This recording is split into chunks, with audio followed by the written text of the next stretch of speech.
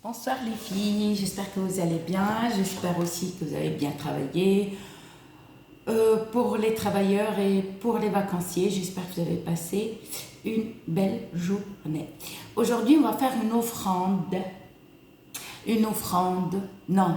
Alors, vous savez, c'est quoi une offrande? C'est quand on allume une bougie. Tu allumes juste une bougie pour purifier la maison ou pour le... Ça s'appelle une offrande.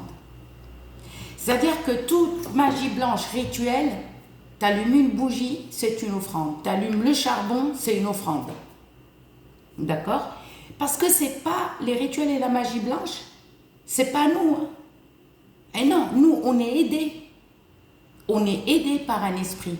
Parce que nous, on n'a rien dans le... Non, nous, c'est pas un don en fait. Ça, c'est pas un don. D'accord? Tu prends la cannelle et tout. Bon, croyez-moi si vous voulez, mais quand tu allumes juste une bougie, c'est une offrande. Vous savez, les hindous, quand ils prient, ils se lèvent le matin. Ils se lavent, ils se préparent et ils se mettent devant Krishna ou Shiva, je ne sais pas. Et ils allument des bougies, une ou deux, j'en sais rien. Et ils se mettent devant et ils prient. Ça, c'est une offrande. D'accord? Tu allumes même une bougie, c'est une offrande. Vous avez compris? Allez. Parce qu'il y en a toujours qui n'ont pas compris la chose. Nous, ça c'est rituel. Si vous croyez que vous, par exemple, vous t'allumez une bougie pour le retour de ton être aimé, que ce soit homme ou femme, c'est une offrande que vous allez faire. C'est un esprit. Eh oui. Et on n'allume pas une bougie sans la présence de l'esprit. On ne les voit pas. Ah non, non. Et ça, c'est pour si tu veux faire, par exemple, et tu veux avoir leur présence, ça c'est autre chose. Si tu veux les appeler et avoir leur présence. Ça, il faut une protection. Il faut les appeler. Il faut que tu jeûnes. Il faut faire beaucoup de choses pour qu'ils arrivent. Eh oui, parce que les gens, ils disent, oui, est-ce que ça fait mal? Est-ce qu'il y a un retour? Non, non. Les esprits, nous les musulmans, on les appelle les rohaniyat. Les rohaniyat, c'est autre chose. Mais tu prends une bougie, c'est pas toi, parce que c'est pas toi, hein, c'est pas la bougie. C'est, au fait, les couleurs. Chaque esprit te demande une couleur.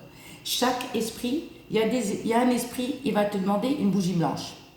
L'autre esprit, une rose. L'autre esprit, une verte. L'autre esprit, chaque esprit te demande quelque chose.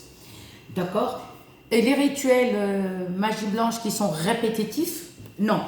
Et tout rituel, on ne les fait pas tout le temps avec la cannelle. Chaque rituel est différent, et beaucoup différent. Alors ça, c'est pour par exemple, pour les filles qui préparent leur mariage. Oui, tu prépares ton mariage, qu'est-ce que tu fais quelques jours avant? 7 jours avant, excusez-moi, 7 jours, 8 jours avant. C'est-à-dire, tu commences par dimanche. D'accord, tu commences le dimanche, tu vas prendre une bougie blanche. Je ne l'ai pas la blanche, je suis désolée, je ne l'ai pas présentée parce que j'ai oublié de l'acheter. Tu présentes une bougie blanche. Pourquoi tu vas purifier? Il faut purifier avant. Par contre, avant chaque mariage, faites le plomb ou le fer à cheval. Purifiez-vous avec du lait. Je vous ai fait beaucoup de vidéos, mais ce n'est pas à moi de vous donner les titres. D'accord. Donc, là, tu prends la bougie blanche. Tu vas la purifier avec l'eau de rose ou eau de fleur d'oranger. Ensuite, tu vas la laisser sécher, enfin une demi-heure pour que, voilà. Et puis comme ça, quand tu la rinces, juste dans un bol, et comme ça, pour lui enlever les énergies négatives. Les filles, il ne faut pas avoir ses règles, et il faut se laver de la tête aux pieds. Les hommes, une fois que vous vous êtes lavé, c'est pareil, hein. Pas de câlin à vos chéris, d'accord? Donc, tu prends la bougie, tu l'étales d'huile. D'huile d'olive sans sel. Huile d'olive. Si tu ne trouves pas l'huile d'olive sans sel, eh ben, regarde une autre huile, mais qui ne contient pas du sel. Ensuite, qu'est-ce qu'on va faire? On va prendre du henné sur la bougie blanche et on va l'étaler. En même temps, on met un peu d'henné dans un plateau, dans une assiette plate, et on va poser la bougie, on va la rouler comme ça pour qu'elle prenne tout le henné. D'accord? Et tu vas rien écrire. D'accord? Qu'est-ce que tu vas faire? Tu vas mettre 7 péganums de Harmala autour. 7, ni plus ni moins. D'accord? Et tu vas l'allumer. Et ça, c'est à faire le soir, au calme. Et tu vas la laisser consumer. D'accord? Si elle finit pas, ne souffle pas, t'éteins avec quelque chose, avec tes doigts ou avec comme ça, ou avec une assiette. Alors dimanche soir, quand c'est minuit, lundi, par exemple, il faut qu'il y a, après le coucher du soleil, il ne faut pas qu'il y ait du soleil. Ensuite, tu l'as allumé, c'est purifier ta maison et préparatif pour le mariage. Le lendemain soir, lundi soir, ben, tu la rallumes et tu la laisses se consumer entièrement. D'accord? Donc, pendant 2 soirs, la bougie avec du henné. On stoppe. Pourquoi? Parce que on fait dimanche soir et lundi soir. Mardi soir, on fait rien. Mardi soir, qu'est-ce qu'on va faire? Parce que mardi soir, quand c'est minuit, mercredi, c'est-à-dire c'est là où on fait la sorcellerie noire. Et vous, pour bloquer cette sorcellerie, vous allez prendre une tulle à drager. Prenez un peu une grande tulle.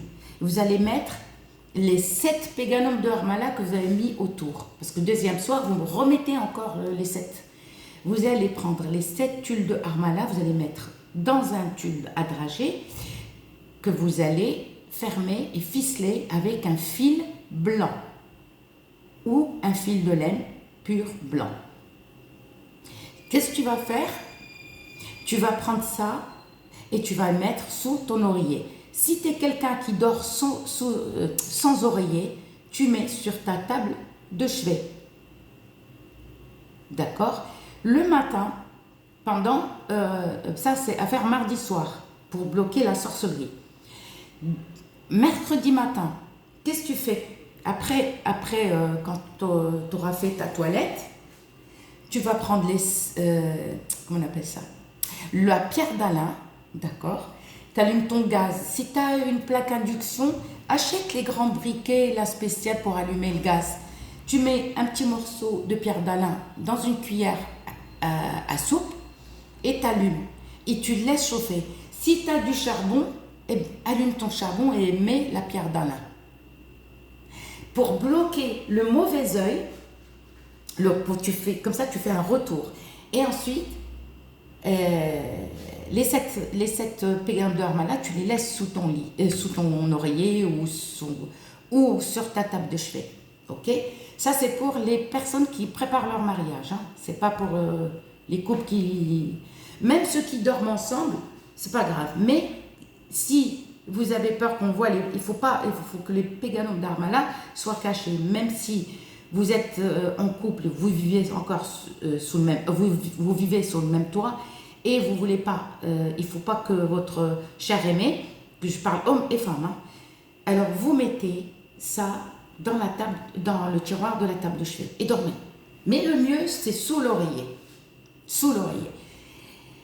Et tous les matins, tu fais une purification de charbon.